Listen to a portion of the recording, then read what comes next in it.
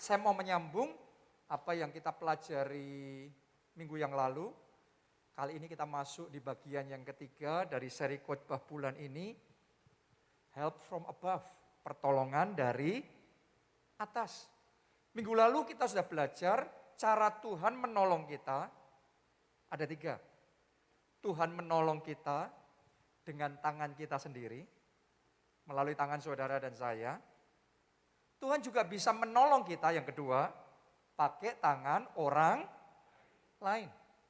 Entah itu teman, atau keluarga, atau mungkin orang yang kita belum kenal, nggak kenal.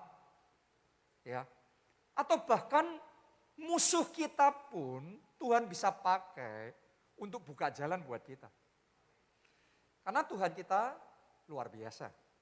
Dia melampaui akal dan pikiran kita. Itu yang kedua. Yang ketiga, kita juga belajar Tuhan bisa menolong kita dengan tangannya sendiri yang ajaib. Nah, hari ini saya ajak saudara untuk fokus sama yang ketiga ini. Yaitu pertolongan langsung dengan tangan Tuhan yang ajaib. Tanpa campur tangan siapapun. Tanpa campur tangan manusia pun. Tapi Tuhan yang mengerjakannya. Saya kok ngerasa ya, tadi saya nggak ngomong ini di ibadah yang pagi. Tapi kok saya ngerasa sepanjang khotbah ini, sementara Anda dengar khotbah di situ, akan ada orang-orang yang sakit dan saat ini juga terima kesembuhannya. Amin, terima kesembuhannya. Mari kita baca Yesaya 59 ayat yang ke-16. Ia melihat bahwa tidak seorang pun yang tampil. Dan ia tertegun karena tidak ada yang membela. Maka dengan tangannya sendiri memberi dia pertolongan. Dan keadilannya lah yang membantu dia. Jadi kadang-kadang kita dalam keadaan di mana orang lain gak mau nolong kita. Mungkin saat ini saudara membutuhkan pertolongan karena Anda sadar kalau ini tidak ada pertolongan, Anda benar-benar terpeleset, Anda benar-benar jatuh, mungkin kebangkrutan benar-benar terjadi, atau pernikahan keluarga benar-benar remuk redam, perceraian benar-benar terjadi. Kalau tidak ada pertolongan, Anda butuh pertolongan, tapi seolah-olah gak ada yang mau menolong. Anda terdesak tapi gak ada yang mau membela. Hari ini tangkap rema firman Tuhan ini. Saat tidak ada orang lain yang mau menolong saudara, ditulis begini, maka tangannya sendiri, tangan Tuhan sendiri yang akan memberi pertolongan dalam hidup saudara. Dengan ajaib. Dengan ajaib pernikahanmu diselamatkan, dengan ajaib sakit penyakitmu disembuhkan, dengan ajaib kebangkrutan terhindar. Pas ngomong ini, saya tahu ada yang terima satu orang di tempat ini, saudara dalam situasi Anda hampir bangkrut. Secara manusia tidak terelakkan. Tapi karena Anda respon firman Tuhan yang disampaikan hari ini, maka sesuai imanmu terjadi. Terima itu dalam nama Yesus. Kita kasih tepuk tangannya yang paling meriah buat Tuhan kita. Ayat yang sama ini kita baca dalam versi Alkitab Bahasa Indonesia masa kini. Saya bacakan. Ia heran bahwa tak ada yang tampil dan tak ada yang membela. Maka ia memakai kuasanya sendiri untuk menyelamatkan dan memberi mereka apa? Kemenangan. Amin. Jadi kalau Tuhan bekerja, kemenangan terjadi. Saat ini Tuhan juga sedang bekerja di tengah-tengah kita. Karena itu saya deklarasikan dalam hidupmu kemenangan, kesembuhan, keselamatan seisi keluarga saudara terjadi. Amin. Oh, akan ada orang-orang di tempat ini yang sebelum tahun ini selesai, Anda sudah bersaksi. Anda sudah bersaksi. Bukan hanya engkau mendengar orang lain bersaksi. Mulut saudara yang bersaksi, Tuhanku ajaib. Ia mendengar, ia menjawab doa-doa. Yes, saudara tahu enggak? Dalam waktu beberapa minggu ini terjadi peningkatan yang drastis. Orang-orang yang menghubungi saya dan menceritakan kesaksiannya. Bagaimana Tuhan menolong dengan caranya yang ajaib.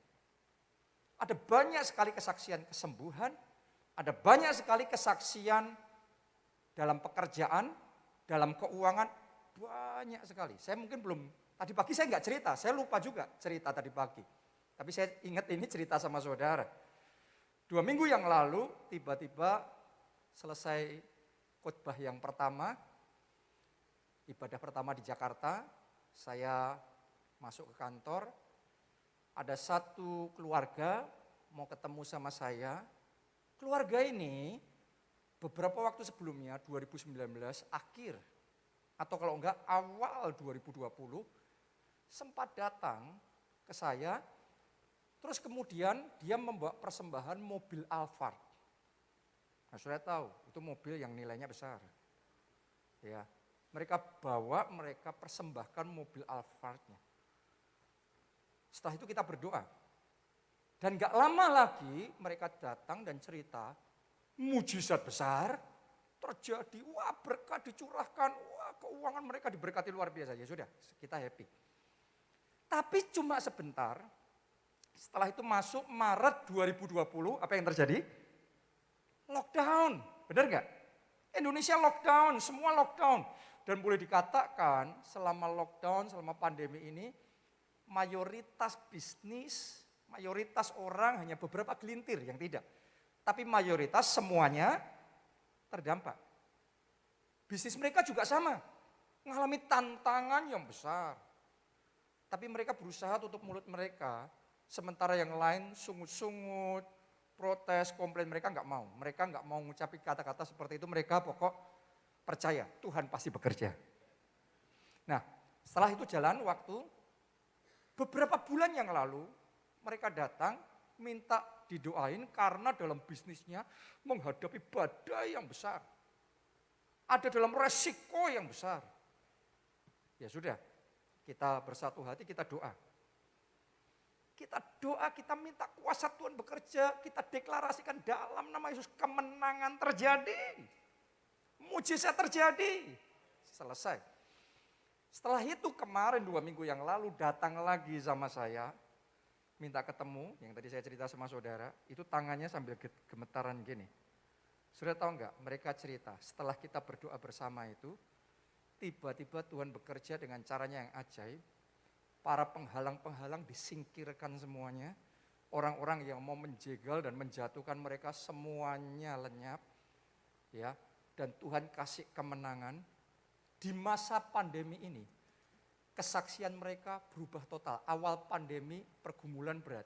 Tapi baru saja ini, 1-2 bulan ini, tiba-tiba tingkap langit terbuka, berkat tercurah, dan itu mereka ngomong, itu rekor, belum pernah terjadi sebelumnya dalam hidup mereka. Di mana mereka diberkati begitu besar, sampai-sampai, terus mereka ambil tasnya, buka tasnya keluar, ternyata bawa, ketemu sama saya lagi itu, bawa persembahan, itu cash. Itu persembahan yang nilainya jauh melampaui yang semua persembahan yang pernah mereka kasih. Anda bayangin, sebelumnya aja mereka pernah kasih mobil Alphard.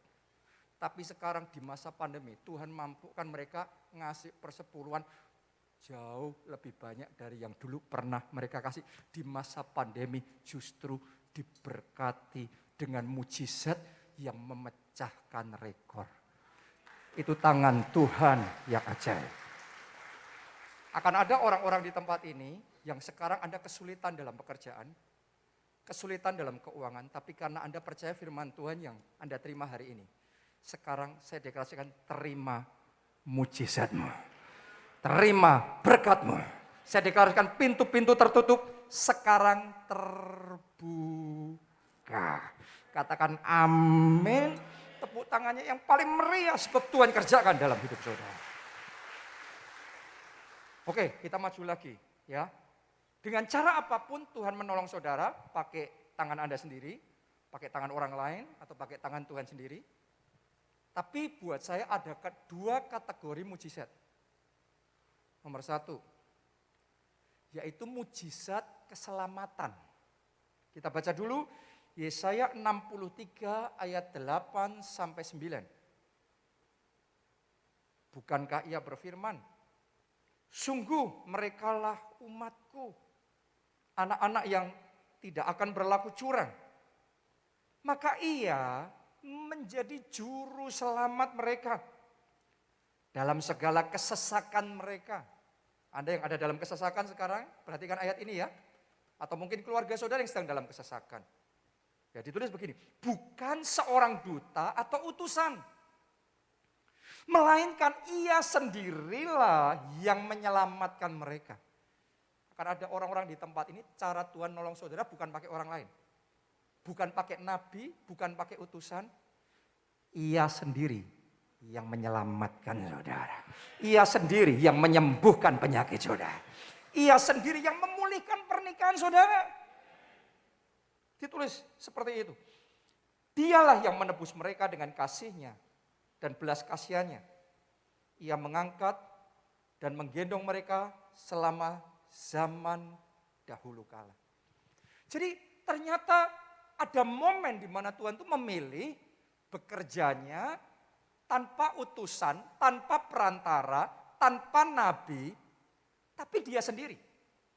Perihal pengampunan dosa, dia tidak suruh nabi yang mati buat kita, atau utusan yang mati buat kita, tapi Yesus Kristus yang turun ke dunia, dia berikan tubuhnya, darahnya, mati bagi kita di kayu salib, supaya kita yang harusnya binasa, tidak binasa, melainkan beroleh hidup yang kekal. Karena itu buat saudara yang belum pernah terima Yesus sebagai Tuhan dan Juru Selamat, hari ini momen terbaik buat saudara. Buka hati, undang Yesus jadi Tuhanmu, jadi Juru Selamatmu. Maka engkau akan terima pengampunan dosa, dan engkau terima mujizat keselamatan. Itu adalah mujizat terbesar, mujizat terindah.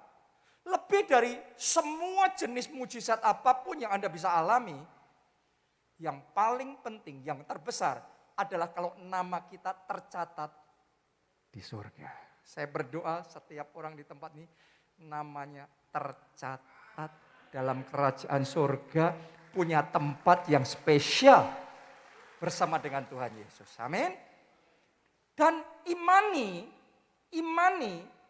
mujizat keselamatan ini bukan hanya Anda yang terima.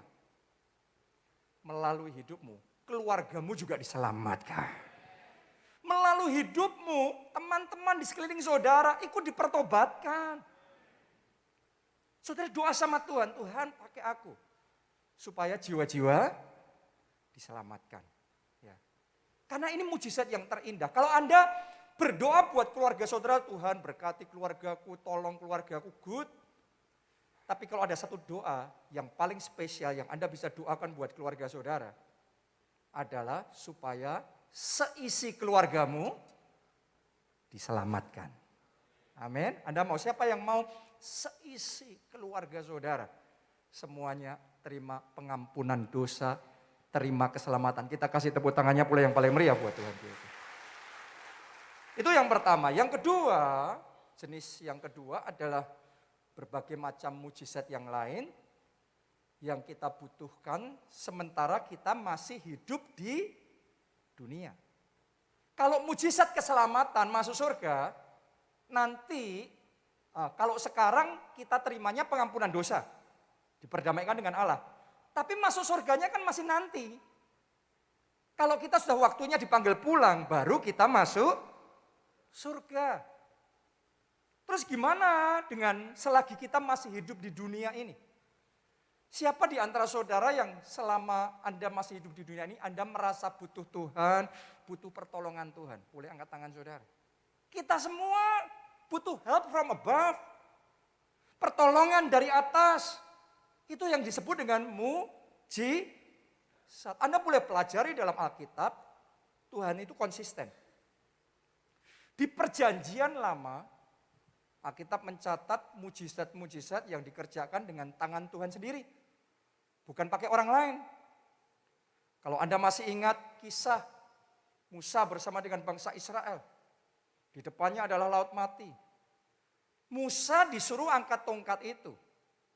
Terus kemudian Alkitab mencatat, laut itu terbelah menjadi dua. Saya tanya sama saudara, yang membelah laut jadi dua siapa? Tuhan sendiri. Nggak mungkin Musa bisa membelah laut jadi dua. Tuhan dengan tangannya yang ajaib melakukan hal yang paling tidak masuk akal. Masih ingatkah saudara kisah Sadrak, Mesak, Abednego? Sama raja disuruh melempar ke dapur perapian yang dipanaskan 7 kali. Yang dilempar 3, tapi rajanya heran. Bukannya hangus, bukannya mati, malah jalan-jalan di dapur perapian itu. Bukan 3 orang, 4 orang.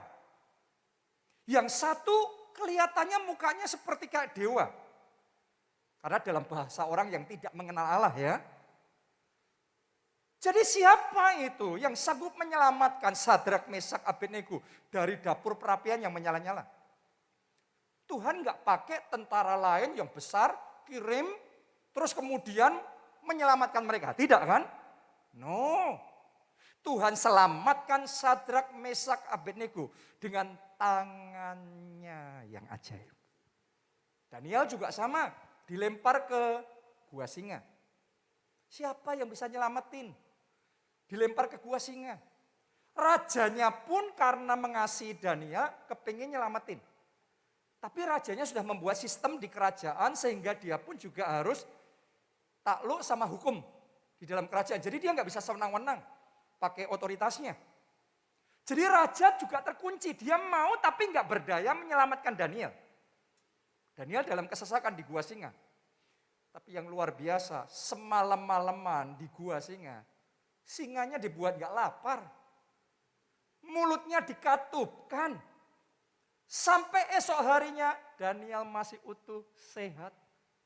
Daniel selamat karena tangan Tuhan yang ajaib. Keluargamu akan selamat. Pernikahanmu akan selamat. Kesehatanmu akan selamat. Pekerjaanmu akan selamat. Dengan tangannya yang ajaib. Saya hari ini enggak sekedar khotbah, tapi sementara saya bagikan firman Tuhan, saya sedang impartasikan kuasa. Dan saya tahu sementara firman dibagikan, dalam mata roh saat ini sekarang saya melihat, ada orang-orang yang datang dengan rantai belenggu macam-macam. Belenggu yang membuat hidup saudara itu kayak enggak berdaya. Tapi saya sedang melihat dalam mata roh saya sekarang ini, rantai-rantai itu sedang dihancurkan dan kelepasan terjadi. Terima kelepasan saudara. Terima kemenangan saudara. Amin. Di perjanjian lama kayak gitu, di perjanjian baru ternyata juga sama. Tuhan menolong dengan tangannya yang ajaib. Kalau Anda masih ingat kisah Petrus dijebloskan ke penjara karena Injil. Paulus dan Silas juga dijebloskan ke penjara karena Injil. Dan gak ada yang sanggup menolong mereka. Bukan jemaat mula-mula yang terus kemudian cari cara menyelinap, terus kemudian membebaskan mereka. No, bukan melalui tangan orang lain. Tapi malaikat Tuhan sendiri yang datang, tiba-tiba saja rantai-rantainya terbuka. Pintu-pintu penjaranya terbuka. Dan malaikat Tuhan yang menuntun mereka keluar dari penjara yang dijaga oleh para pengawal-pengawal yang banyak dan kuat. Kok bisa? Tangannya masih sanggup. Tangannya masih kuat. Kalau tangan tuh nggak kehilangan kekuatannya, dia masih bisa ngangkat. Benar? Tuhan kita tidak berubah. Dulu, sekarang, gak ada yang mau ngomong amin. Sekarang, saya ulangi sekali lagi dalam hidupmu. Sekarang, sampai selama-lamanya Tuhan kita berkuasa. Tuhan kita kuat. Dan dia sanggup menolong kita. Bahkan di zaman kita sekarang ini, zaman Roh Kudus, Tuhan masih terus mau menyatakan kuasa-Nya. Jadi saat orang lain, Anda sudah nggak bisa ngomong sama siapa lagi, Anda sudah kehabisan daftar, Anda coba hubungi si A, si B, si C, orang-orang yang biasanya Anda andalkan untuk minta pertolongan dan sudah tidak ada yang bisa Anda andalkan. Jangan lupa, masih ada tangan yang kuat itu yang bisa menolong hidup saudara. Dan hari ini tangkap rema itu dalam hidupmu. Ada mujizat dari atas. Ada pertolongan dari atas. Saya mau ajak saudara untuk melihat